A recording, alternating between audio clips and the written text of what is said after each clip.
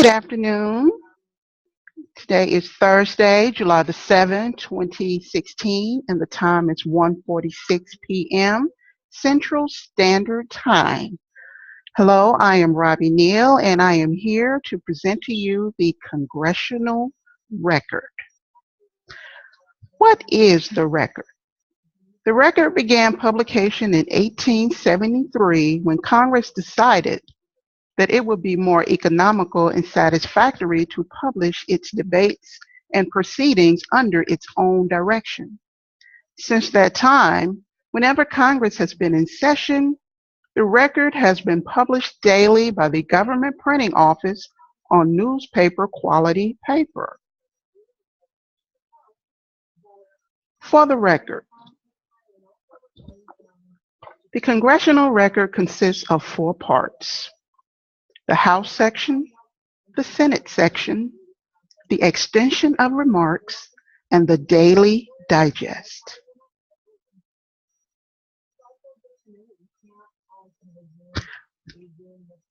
As you can see, on yesterday, Wednesday, July the 6th, the House was very busy.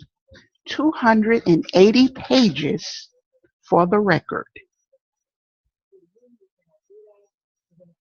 The Senate, not quite as busy as the House, has 62 pages that we can read at our leisure. Extension of the remarks.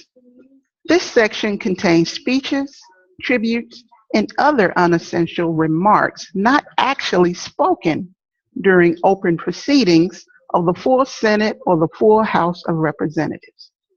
Witnesses in committee hearings are often asked to submit their complete testimony for the record and only deliver a summary of it in person. For those of us who enjoy watching C-SPAN, we are very thankful for this section of the record. Just give us a summary and keep it moving.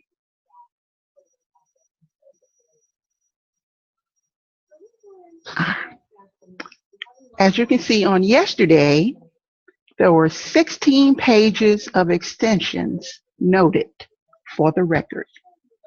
So the House and Senate were quite busy honoring average American citizens. The Daily Digest. Located at the end of the record is the Daily Digest. The digest summarizes the Senate and House chamber and committee actions with cites to page numbers in that day's proceedings.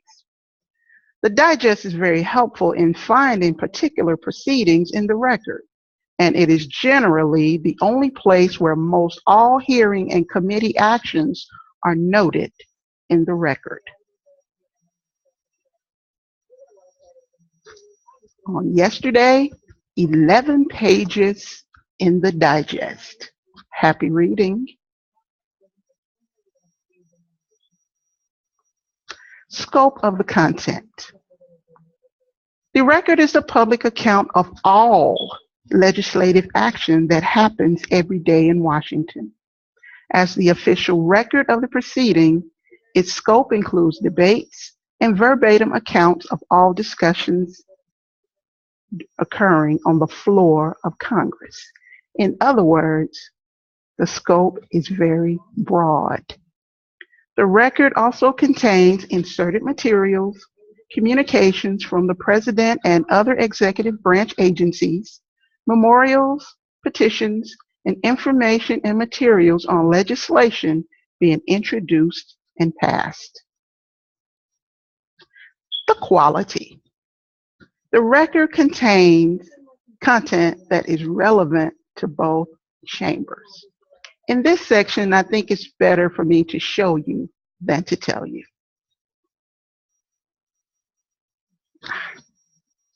There you have it. You have legislation, names of the members, committees, committee reports, nominations, treaty documents, executive communication, legislative process, helpful links, ways to connect, Twitter links, YouTube links, email alerts, resources where you can find the record, the Law Library of Congress, and House and Senate links. I would say that the quality is first class. The accuracy. The record contains accurate House and Senate accounts of floor proceedings, verbatim transcripts of floor debates and remarks, notice of all bills introduced, full text of all conference committee reports, notices of committee and presidential actions and communications, and statements or documents submitted by members of Congress for publication. All things spoken in Congress are transcribed for us fine Americans to read, quite possibly the next day.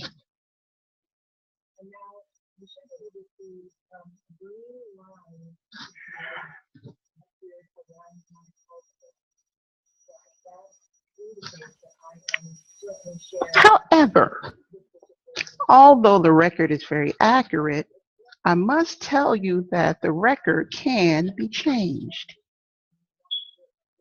There may be something that a member does not want for the official record, and he politely asks to change his statements so it can be included in the next day's record. So although things are accurate, just be careful about what you read because something may have been changed. Currency of the content. As I showed you earlier, yesterday's proceedings are now available today. After each day the Congress is in session, the proceedings are printed in the Congressional Record and available the following morning. Yesterday's proceedings are now up for your viewing. Authority. The legal authority for publishing the Congressional Record is found in Title 44 of the U.S. Code 901-910. The Joint Committee on Printing, established in 1895, has oversight of the record in all congressional printing, but legislative authority is vested in the House Committee on House Administration and the Senate Committee on Rules and Administration. So the authority of the content is vested in the Congress, which makes sense because it is their record. The Congressional Index facilitates efficient topical access to remarks and activities by members, individuals, organizations, and legislative business mentioned in the record. We are very thankful for the index because it makes searching the record a little easier, which I'm about to get to. The record is not the easiest resource to navigate. A good tip for searching the record is to limit a date range so when searching for a specific speech, address, or tribute, make your search as narrow as possible. Using the all fields, including full text, is also a good way to search for specific phrases in speeches that have been named later, such as Woodrow Wilson's 14 points. Arrangement of the material. The pages for the daily edition of the Congressional Record are consecutively numbered within a congressional session, but they start with a letter corresponding to different sections in each issue. S for Senate proceedings, H for House proceedings, E, extension of remarks, and D for the Daily Digest. In alternate days, either the House proceedings or the Senate proceedings lead off the day's record, with extensions of remarks sections placed behind them, and always at the back is the Daily Digest. And this is what you will see when you read the record. Appropriateness. The Congressional Record is not for everybody. However, it is appropriate for a variety of, I would say, select users. High school students, particularly students studying government and civics. College students, particularly social science majors.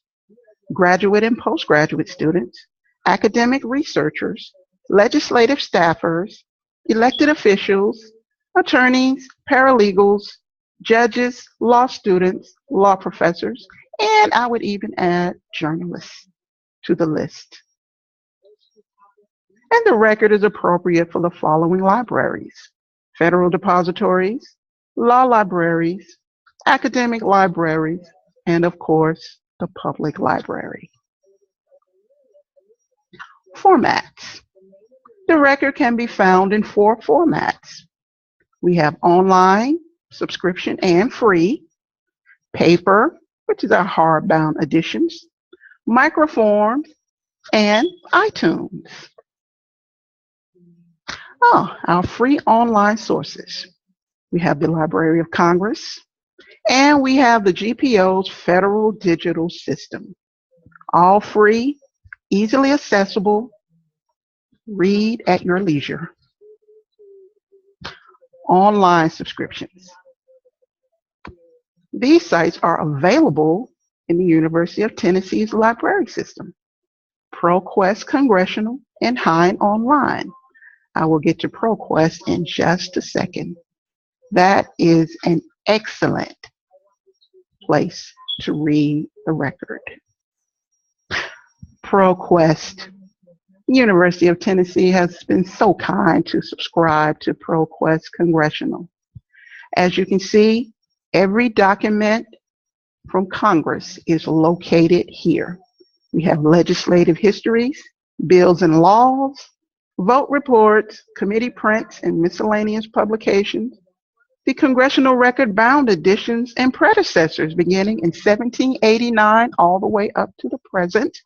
And we have the Congressional Record Daily Edition, 1985 to the present. If you want to read Senate and House documents, you can find it on ProQuest Congressional. Once you start reading on ProQuest, you will not stop. Everything else will seem tame and inadequate. Paper and microform. For those of us who still enjoy thumbing the pages of a book, we can find the record in law libraries, public libraries, government depositories, and if you enjoy microform, go to a microform reading room and enjoy. The Congressional Record has moved with the times. The Library of Congress now has an iTunes app where you can listen and read the Congressional Record from your phone. Sometimes I ask, what did we do before our telephones? I don't know. But the record is there on iTunes. Download it and enjoy. I have come to my conclusion. The Congressional Record, remarkable in its size, content, and turnaround time, is a unique source of American political documentation. Nearly all the major and minor policies and concerns of the day are discussed and debated in its pages. It is likely to be with us for a long time to come, but the format in which we read it has changed and no doubt will continue to change. As with all things, the Congressional Record is not immune to progress. Thank you for listening. Have a nice day.